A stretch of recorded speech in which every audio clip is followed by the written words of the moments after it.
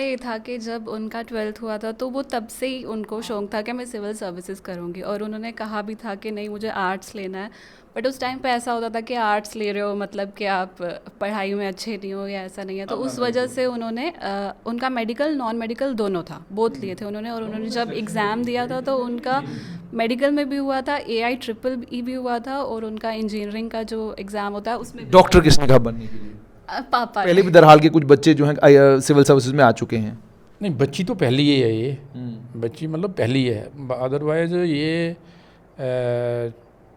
चौथा है मतलब। लीरा दरहाल का गांव है जो मुझे इन्होंने बताया। लीरा दरहाल से निसार चौधरी साहब इंजीनियरिंग में आते हैं और उसके बाद एक्सियन की पोजीशन पर पहुंचने के बाद वहां से वो रिटायर होते हैं।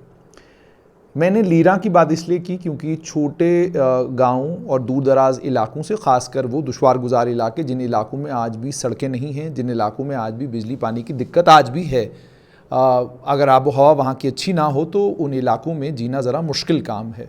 रात को अगर कोई बीमार हो जाए, अस्पताल पहुँचाना एक बड़ा मशगला हो जाता है, बड़ी परेशानी हो जाती है। निसार चौधरी साहब वहाँ से निकले और उसके बाद इन्होंने तरक्की की, और उसी का नतीजा है कि इनकी बेटी डॉक्टर इरम चौधरी, जिन्होंने MBBS किया है, और MBBS करने के बाद 3 साल के बाद, आज तीसरा साल है, और तीसरे साल में उन्होंने सिविल सर्विसेज का इम्तिहान क्वालिफाई किया है। 852वां रैंक है उनका। यानी परिवार में पिता अगर इंजीनियर हैं तो एक बहन सिविल सर्विसेज में, IAS, IFS, IRS में क्या उन्हें मिलता है वो तो अब आने वाले वक्त में पता चलेगा, लेकिन सिविल सर्विसेज में आ चुकी हैं। और दूसरी उनकी बहन जो हैं ये इस तरह बैठी हुई हैं, इन्होंने भी जम्मू कश्मीर सिविल सर्विसेज का इम्तिहान दिया है, कंबाइंड कॉम्पिटिटिव एग्जामिनेशन दिया है, मेंस का इम्तिहान दे चुकी हैं। अब देखना है कि नतीजा क्या निकलता है। निसार चौधरी साहब मेरे साथ हैं और अभी अभी इनकी रिटायरमेंट भी हुई है। निसार साहब, रिटायरमेंट होने के बाद ज़्यादा खुशी इस बात की है कि आपने शुक्र किया कि आपने मेहनत की, पढ़ाई की, किसान माँ बाप के बच्चे बेटे थे आप, और आप निकल आए लीरा से, दरहाल से, तो आपके बच्चे जो हैं आज सिविल सर्विसेज में गए हैं। जी जी, बच्चों को ही बेसिकली हमारा मकसद ही था रजौरी से निकलने का कि चलो बच्चों को थोड़ा बहुत एक्सपोजर मिले, बड़ी सिटी में जाके लोगों को देख के थोड़ा आगे बढ़ने की कोशिश करें। तो उसी का नतीजा इंशाल्लाह, पहले हमारी बेटी ने MBBS किया गवर्नमेंट मेडिकल कॉलेज जम्मू से, फिर उसके बाद अपनी ही मेहनत से अपने ही लेवल पे कोशिश करने के बाद 2 साल के बाद ये 2022 की लिस्ट है ये, तो 2022 की लिस्ट में इंशाल्लाह उसने क्वालिफाई किया, तो 852 उसका रैंक है। तो इंशाल्लाह उसको कुछ ना कुछ ठीक ही मिल जाएगा। जैसे आपने कहा कुछ ना कुछ ठीक ही मिल जाएगा, जब लीरा में आप थे जिस ज़माने में, जिस वक्त में, तब कभी ख्याल था कि ज़िंदगी इतना आगे निकल जाएगी? ये कभी नहीं सोचा मैंने तो, मुझे खुद याद है जब हम 10th में मैं पढ़ता था गांव में ही, तो उस वक्त मतलब वो जलाते थे हम, दिया बोलते हैं उसको, दिया, और वो एक दरख्त होता है, चीड़ होती है, उसको दिनी बोलते हैं हम, वो जला के तो हम पढ़ाई करते थे रात को। मतलब मेरे वहाँ 12वीं करने के बाद वहाँ बिजली आई है, फिर मैं 12वीं, यानी 12वीं तक आपको ये नहीं पता था कि बल्ब और बिजली, ये पढ़ते सिर्फ थे तक हमें कोई पता नहीं था। फिर हम मतलब 10th करके फिर रजौरी में आए तो वहाँ हमने बल्ब देखा। फिर 12th करने के बाद जब हम ऐसे वापस गए घर में तो तब बिजली आई हमारे गांव में, लीरा में। तो ऐसे करते करते अल्लाह के फजल से फिर इंशाल्लाह अल्लाह ने भी मदद की, तो आज बेटी की बात तो बाद में करूंगा, पहले ये भी जानना चाहूँगा कि उसके बाद ये इंजीनियरिंग में आप कहाँ से आ गए?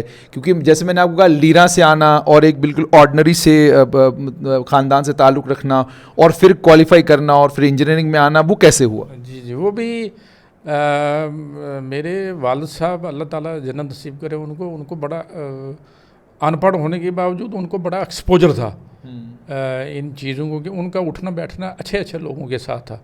जितने भी हमारे अच्छे मतलब पूरे तकरीबन 2-4 कंस्टिट्यूंसियों में उनका जो ये पॉलिटिकल मतलब अच्छा बैकग्राउंड था एक किस्म का, अच्छे अच्छे लोगों के साथ, पॉलिटिकल लोगों के साथ उनके तल्लुकात थे। तो उधर से उनको वो शऊर पैदा हो गया, फलां का लड़का हो गया, अब आपने करना है। फिर हमने भी थोड़ी मेहनत की, तो करते करते हमारी भी फिर सिलेक्शन हो गई इसमें 85 में। फिर हम चले गए इंजीनियरिंग कॉलेज में, तो 89 90 में पास आउट हुए। तो 2-3 साल हमने ऐसे किसी दूसरे डिपार्टमेंट में जॉब की। फिर 93 में मैंने इसमें इलेक्ट्रिकल में किया था, तो फिर पीडीडी में मैं जेई लग गया। तो फिर उसके बाद एई, फिर एडब्ल्यू, फिर अल्लाह ने किया तो एक्शन बने, तो 10-12 साल एक्शन रह गए। तो मैं इस साल फरवरी में रिटायर हो गया। लीरा जाते हैं वहाँ पर? हाँ, मैं जाता रहता हूँ। अभी मैं रिसेंटली कोई मेरे ख्याल 8-10 दिन हो गए, 8-10 दिन पहले मैं गया था। शादी होती है या कोई फंक्शन होता है तो जाते हैं? होता है या कोई गमी खुशी में इंशाल्लाह जाते हैं। यानी आपने कनेक्शन बदस्तूर रखा है अपने गाँव के साथ। अक्सर यूँ होता है कि जब आप गाँव से निकल कर आते हैं और आपका ताल्लुक वास्ता शहर से रहता है, तो आपके गाँव के घर और आपके गाँव की ज़मीन और जायदाद सब वीरान होकर रह जाती है। आपकी आबाद है या कि वहाँ पर अब कोई भी नहीं है? आबाद है बिल्कुल। मेरा दूसरा छोटा भाई है, वो टीचर है, उसने बिल्कुल उसको आबाद रखा हुआ है, सारा कुछ संभाल के रखा हुआ है। तो हम भी जाते हैं इंशाल्लाह, तो रहते हैं उधर। यानी कनेक्शन बदस्तूर है? बदस्तूर है, 2-3 दिन रहते हैं, फिर उसके बाद। अच्छा, लीरा गांव से मुझे लगता है कि आपके ख़ानदान से ये पहली बच्ची हैं दरहाल से, या इससे पहले भी दरहाल के कुछ बच्चे जो हैं सिविल सर्विसेज में आ चुके हैं? नहीं, बच्ची तो पहली ही है ये। बच्ची मतलब पहली है, अदरवाइज ये चौथा है। मतलब 3 पहले शाहिद साहब हैं, उसके बाद शाहिद साहब तो बड़े ख़ानदान से ना, बड़े खानवादे से हैं, उनका एक सियासी बैकग्राउंड है। अगर उनके बारे में बात की जाए तो मोहम्मद हुसैन साहब के वो, तो उस तरीके से मैंने पोते हैं, तो वो मैंने आपको कहा कि उनका सियासी बैकग्राउंड और वो एमएलए। मेरा कहने का मतलब है पहले वो उन्होंने किया, फिर उसके बाद उनका ही कज़न है उसने किया, फिर उसके बाद हमारा ये एक पड़ोसी है उसने किया, 3, और चौथी है मेरी बच्ची। देखिए, मेरा ये मानना है कि अगर आप एक सियासी ख़ानदान से ताल्लुक़ रखते हैं, आपके अब्बा जो हैं या आपके चचा, आपके मामा, आपके ताया, ठीक है, एसोसिएशन थी इनके साथ, चौधरी साहब के साथ, चौधरी अल्लाह ताला जन्नत नसीब, चौधरी मोहम्मद हुसैन साहब के साथ, चौधरी तालब साहब के साथ, तो मिर्ज़ा अब्दुल रशीद साहब, इन सभी के साथ एसोसिएशन थी इनके। वो वाबस्ती थी उनसे, उधर से ही उनको ये मतलब शऊर था कि फ़लाँ का लड़का है, ऐसे पढ़ा, उसने ये किया, वो ये बना।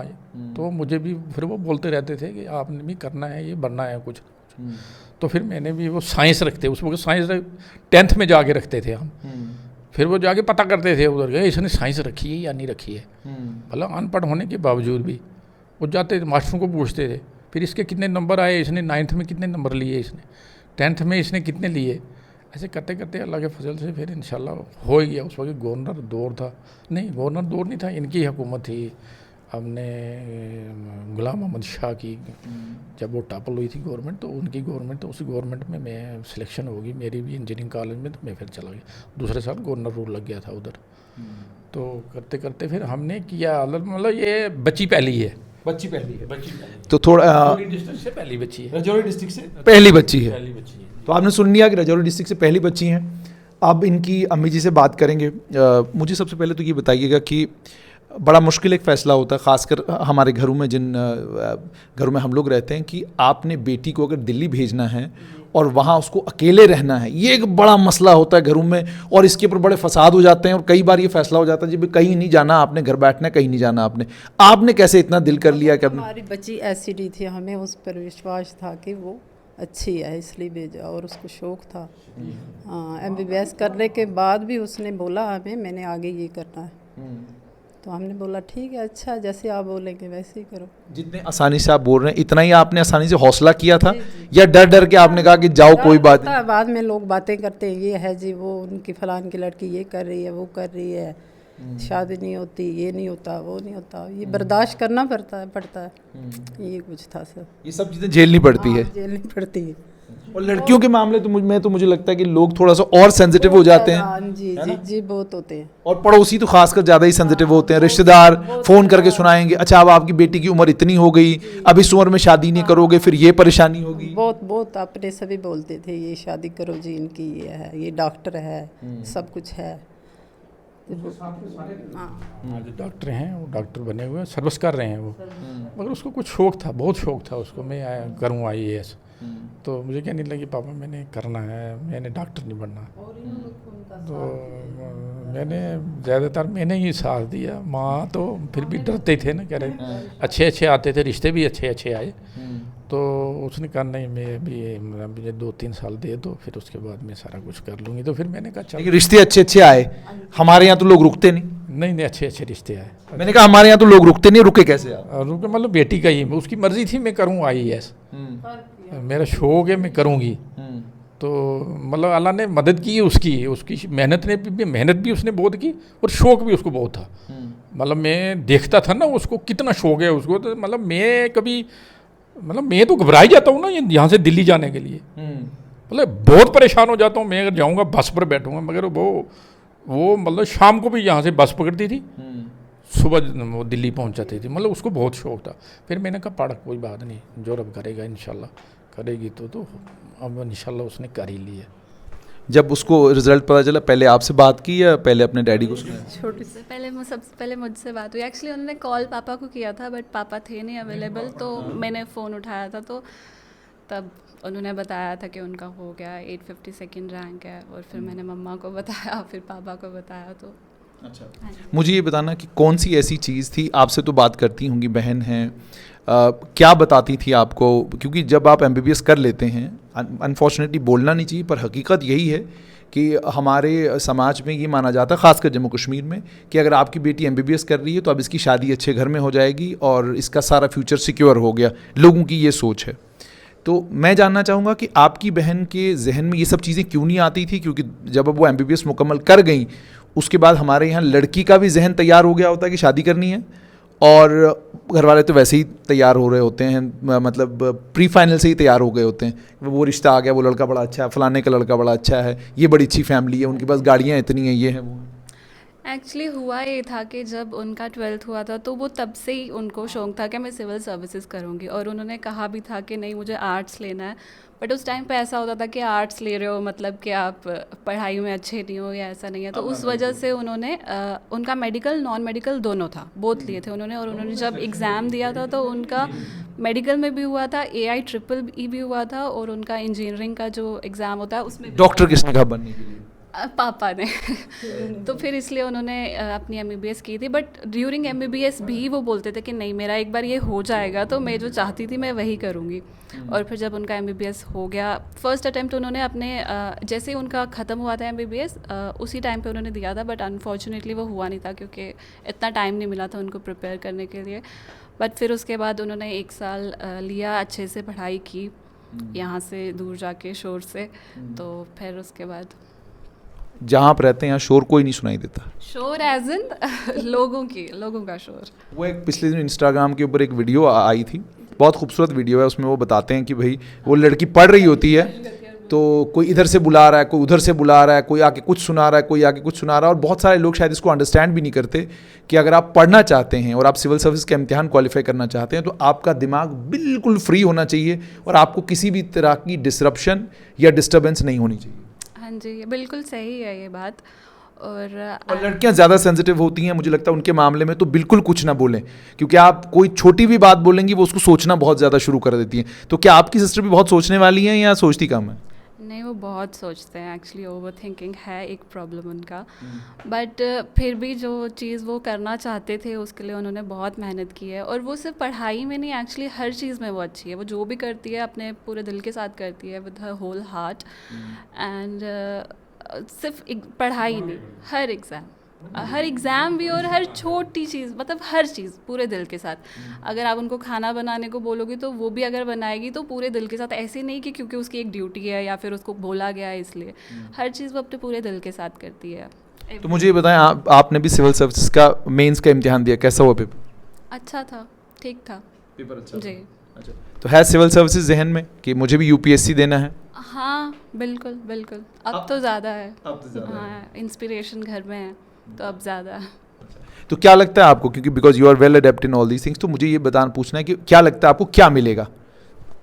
इरम को क्या मिलेगा? आई थिंक उनका फर्स्ट प्रेफरेंस फॉरेन सर्विसेज था। आई थिंक उनको रेवेन्यू या IPS हो सकता है मिल जाए। अच्छा, वो कैटेगरी का भी फ़ायदा होगा उनको कि नहीं? हाँ बिल्कुल बिल्कुल होगा, कैटेगरी का फ़ायदा होगा। बट उनका आई थिंक IFS अगर उनकी जो फर्स्ट प्रेफरेंस थी, अगर उनको वो नहीं भी मिलता तो रेवेन्यू या पुलिस में हो सकता है। अच्छा, चूंकि वो यहाँ नहीं है, लेकिन आपसे जानना चाहूँगा सख्त कौन है? आपके डैडी सख्त हैं या मम्मी? कोई भी नहीं।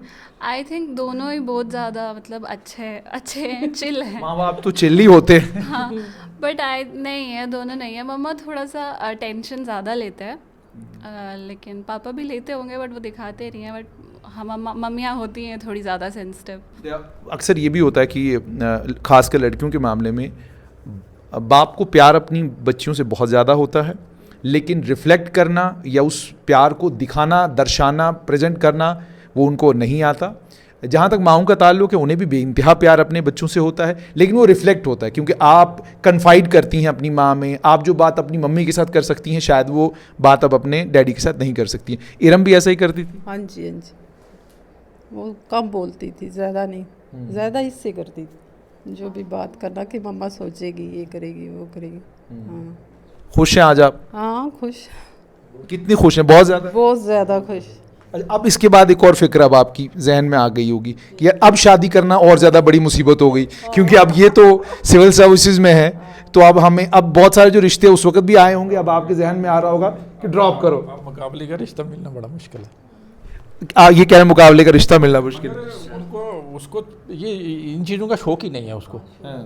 मतलब हम कहते थे कर ले, मैं भी कभी कभी बोलता था, माँ कहती थी इसको बोलो शादी कर ले, और उसको शौक नहीं है शादी का, ना शादी का था ना डॉक्टर बनने का शौक था उसको।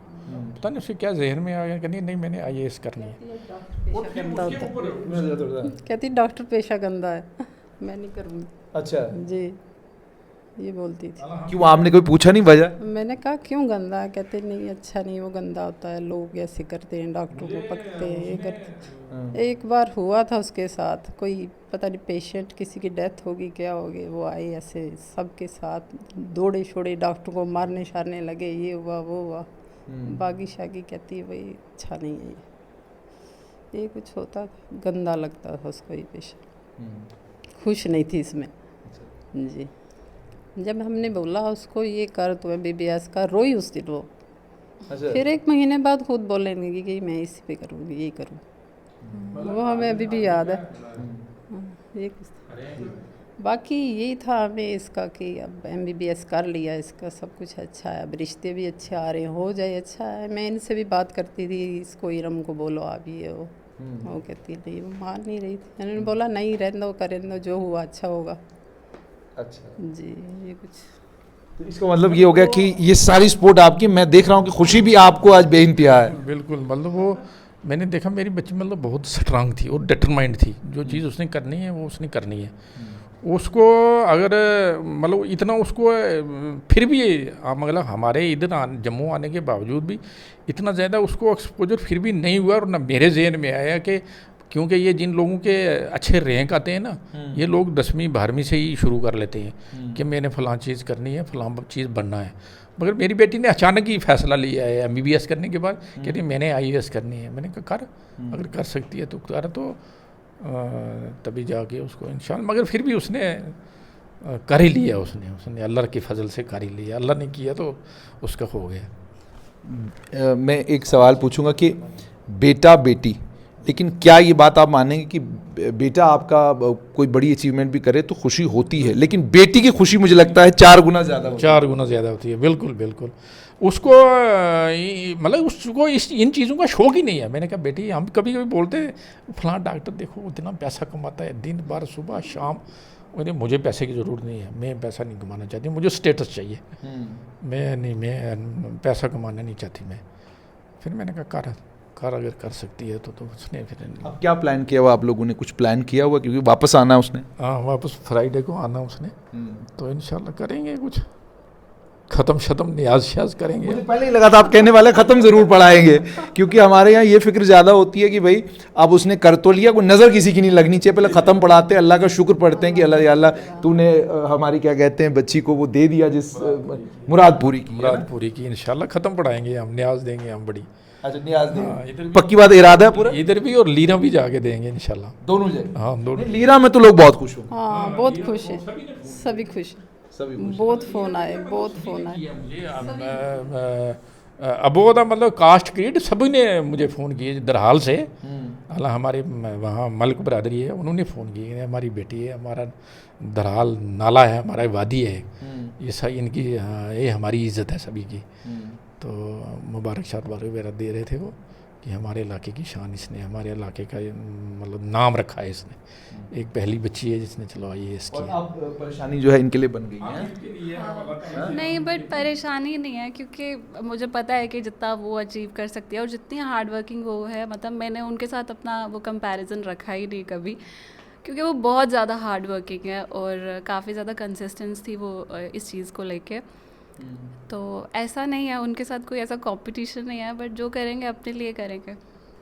बहुत बहुत शुक्रिया। तो आपने सुन लिया कि डॉक्टर इरम चौधरी, उनके अब्बू को भी आपने सुन लिया, उनकी अम्मी को भी सुन लिया, उनकी बहन को भी सुन लिया। जैसे इन्होंने कहा कि जिस वक्त इरम को MBBS क्वालिफाई हुआ, उन्हें MBBS करना था, इनकी अम्मी ने कहा कि 1 महीना वो रोती रहीं, परेशान रहीं कि नहीं मुझे नहीं करना, और ये सब कुछ जहन में था। लेकिन बाद में उन्हें MBBS किया। MBBS को मुकम्मल करने के बाद 2 साल के अंदर अंदर सिविल सर्विसेज का इम्तिहान क्वालिफाई किया। बेटियां बहुत कुछ कर सकती हैं, आपको सिर्फ उन पर यकीन और उन पर भरोसा करना है और उन्हें वो आज़ादी देनी है जो आज़ादी वो मांगती हैं। अक्सर बेटियां आपको डिसअपॉइंट नहीं करती। इस वक्त जो नशे का कारोबार जम्मू कश्मीर में है और जिसके चलते पूरे जम्मू कश्मीर में कोई ऐसा ज़िला हमारा नहीं है जहां लोग परेशान नहीं हैं, उसके बीच में अगर कोई सिल्वर लाइनिंग है वो बेटियां हैं। इसलिए सिल्वर लाइनिंग बेटियां हैं। आप इन पर यकीन करते हैं, भरोसा करते हैं, आप इन्हें दिल्ली, लंदन, अमेरिका जहां भेजते हैं वहां से ये आपका नाम रोशन करके आती हैं, वहां से ये वो कुछ करके आती हैं जो आपके वहमो गुमान में भी कभी नहीं होता। दरहाल की वादी से, रजौरी से पहली लड़की, ये मुझे लगता है बहुत फ़ख्र की बात, बाइस फ़ख्र है पूरे रजौरी के लोगों के लिए, दरहाल के लिए और उसके बाद लीरा के लिए कि वहाँ से जब भी तारीख लिखी जाएगी इस डॉक्टर इरम चौधरी का नाम सबसे पहले लिखा जाएगा कि सिविल सर्विसेज का इम्तिहान उन्होंने क्वालिफाई किया। शाहिद चौधरी हैं, बहुत सारे और लोग हैं जिन्होंने वहाँ से सिविल सर्विसेज का इम्तिहान क्वालिफाई किया है, मगर 3-4 लोग जैसे आपने बताया। तो ऑर्डिनरी एक अपब्रिंगिंग से आपका निकलना और उसके बाद इस मकाम तक पहुँचना अपने आप में बहुत कुछ दर्शाता है। मगर मेरी गुजारिश यही कि बेटियों को पूरा मौका दें, उनके ग्रेजुएशन करने के बाद या उनके पोस्ट ग्रेजुएशन मुकम्मल करने के बाद उनकी शादी का इंतज़ाम करने की बजाय उनके जहन में क्या चल रहा है, उनके दिल, उनके दिमाग में क्या चल रहा है, उसको पढ़ने की कोशिश करें। अगर उनको लगता है कि उन्हें शादी करनी है तो बिस्मिल्लाह बिल्कुल करें, लेकिन अगर उनको लगता है कि वो ज़िंदगी में कुछ और करना चाहती हैं, कुछ बनना चाहती हैं, तो उनकी मदद कीजिए। आज भी हमने एक कहानी स्ट्रेट लाइन के ज़रिए आप तक पहुँचाई कि एक बच्ची की शादी हुई, शादी के 10 साल तक उस बच्ची का बच्चा नहीं हुआ, उसके चलते जहनी तौर पर ज़बरदस्त परेशानी का शिकार थी लड़की, और बाद में उसने अपने ऊपर तेल छिड़क दिया और पेट्रोल छिड़क दिया, और अब ये बताया जा रहा है कि वो, जैसे आप जानते हैं, वो जल गई और उसके बाद आज उसकी मौत हो गई। ये सब कहानियाँ भी हमारे ही समाज में हो रही हैं। डिवोर्स किस तेज़ी के साथ हो रहे हैं। आप कभी वुमेन कमीशन की दफ्तर चले जाएं, किताब खोल लें, आपको पता चलेगा कि अंदर से जो समाज की हालत है वो बहुत ख़राब है। इसलिए लड़कियों को अपने पैरों पर खड़ा होने का पूरा मौका दें, उन्हें मौका दें कि वो बन जाएं जो वो कुछ बनना चाहती हैं, ताकि वो ताकतवर हों। उसके बाद जिस भी घर में जाएंगी ताकतवर होकर जाएंगी। जब ताकतवर होकर जाएंगी तो मुझे उम्मीद है कि परेशानियां भी कम आएंगी। तो डॉक्टर इरम चौधरी को और उनके पूरे खानवादे को बहुत बहुत मुबारकबाद। इस अचीवमेंट के लिए आपको भी बहुत मुबारक, आपको मुबारक और आपको बहुत बहुत मुबारक। और इंशाल्लाह उम्मीद ये करेंगे कि डॉक्टर इरम चौधरी की बहन हमें अगले साल इंटरव्यू दे रही होंगी कि इन्होंने भी सिविल सर्विसेज का इम्तिहान क्वालिफाई किया होगा।